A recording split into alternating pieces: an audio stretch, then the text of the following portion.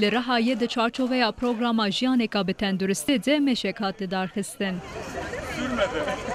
Meş ji hêla Müdîriyeta Tenduristiya Gel a Rihayê hat organize kirin. Saziya Tenduristiya Rihayê her me ve tevgerê pêk tîne ve mehêjî ji bo xebatkarên olê pêkanî. Xebatkarên Müdîriyeta Jiyana Gel û xebatkarên Müftitiya Navçeya Eyyûbiyê beşdarî meşê bûn. Obeziteye dikkat, yaşamına hareket. Wan anên zimên ku bi vê meşê dixwazin bal bikişînin ser qelew bûn, meş û hindik xwarinê. Bi vê kampanyayê dixwazin ku herkes bila her roj herî kêm 30 deqe bimeşe. Dikkat, yaşamına. Ji bo tenduristiyê, ji bo obezîteyê, ji bo li hember obezîteyê tevger çêbibe her me li derek çêdike armanca vê mehê jî li Balıklı Gölü pêk hat.